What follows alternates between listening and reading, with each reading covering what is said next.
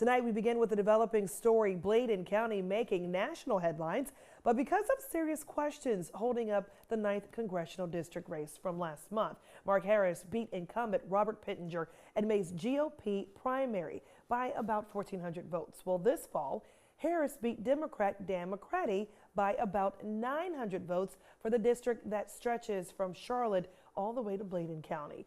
But it's what may have happened in Bladen County with a man named mccrae-dowless that has a state board of elections looking for answers. And we learned today from Bladen County District Attorney John David that this is not the first time there has been allegations about voter issues in that county, nor is it the first time Dowless has been implicated.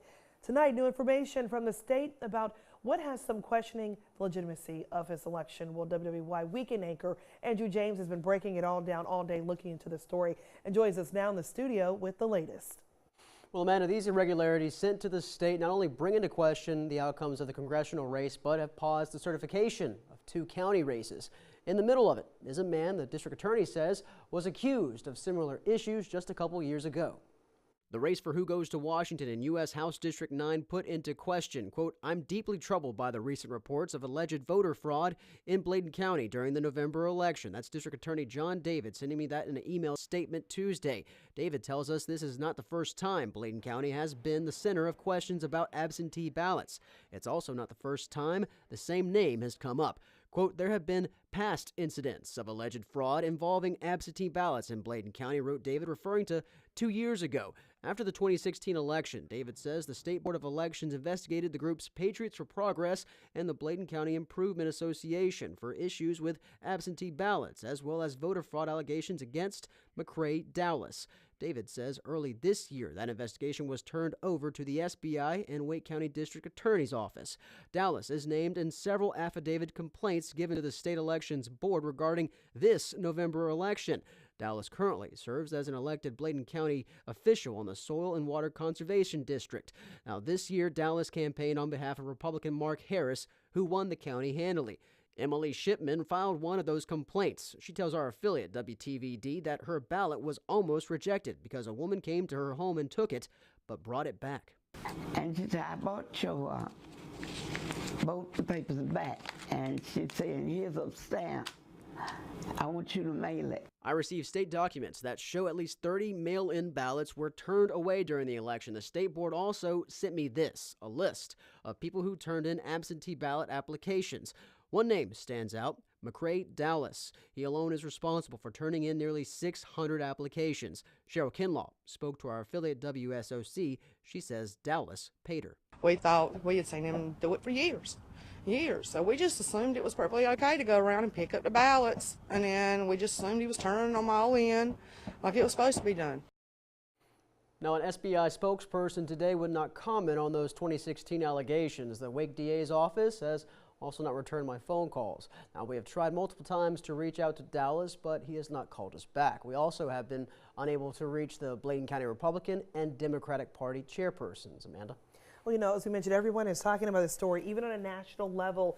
It's been a month, though, since the election. So the big question, how is it still impacting people right here? Well, a lot of folks are saying that it's impacting the officials that are overseeing a lot of these things. We saw over the weekend, we reported to you guys that the state chairman of the Board of Elections, Andy Penry, was resigning. Those resignations coming from alleged bias that was levied towards him, and he didn't want that to come and affect the investigations in any form or fashion. Now, also, there's the departure of the Bladen County Elections Director, Cynthia Shaw, that's into question. I reached out to Shaw, who is, in fact, leaving office this month. She is set to retire, though, at the beginning of next year. Well, the longtime elections director actually announced her retirement back in August to the county. She tells me she had vacation time that was saved up to be out of the office for the remainder of the month of December. Now, she spoke to me over the phone, saying, I asked her if the investigation affected her decision at all. She says, quote, "The investigation has nothing to do with me leaving. I am retiring, not resigning." And Amanda, there are calls that are out there for the state to hold a public hearing on this issue as well. So much to the story, and it hasn't stopped. Well, our affiliate WSOC's political reporter Joe Bruno, you just saw him. He's been digging into this story all weekend and even into today. He was in Bladen County again today, where he spoke to a woman who says Dowless told her to push undecided voters towards Harris. Well, you know, even though she was told to do that by Dowless, Well, she says she did not. Joe Bruno has more on this story. A second person is confirming to me they were paid by McCrae-Dowless to pick up absentee ballots. Her name is Cheryl Kinlaw. She has known Dallas for a while and decided to work with him to pick up some extra cash for Christmas. I feel bad now that I know that it wasn't legal, but at the time, I didn't know. Kinlaw is friends with Ginger Eason. Yesterday, she told me she was hired by Dallas to do the same thing. I discovered them after a source provided me with photocopies of 159 absentee ballot envelopes. Kinlaw and Eason signed as witnesses for the people whose ballots they picked up. Like Eason, Kinlaw didn't mail the ballots. She gave them to Dallas. And I don't know what happened to him after that. I know there was stacks of them on his desk. Kinlaw says she dropped the ballots off to this brick office building on NC 410 highway. No one was around when I stopped by, but there was a Mark Harris bumper sticker on the front door. Kinlaw says she was told to promote Harris and Bladen County Sheriff Jim McVicker to voters. She refused. Well, if he said kind of boost them whenever you're talking to people, and I tell people, vote for who you think's right. But he was more like, you need to get Mark Harris in here and you need to get McVicker in here. Of the copies of returned envelopes I obtained, Kinlaw and Eason were 2 of 8 people who signed as witnesses for at least 10 ballots each. Today I stopped by the homes of those other witnesses. At Sandra Dallas's apartment and Lisa Britt's claimed residence, someone was inside and saw me but refused to open the door. When I stopped by the homes of James Singletary, Jessica Dallas, and Deborah Edwards, no one was around.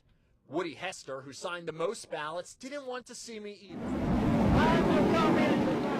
Paul says she knows of at least 5 other people who are doing this. She says it has been going on for years. Do you feel McCrae-Dowless swayed the election?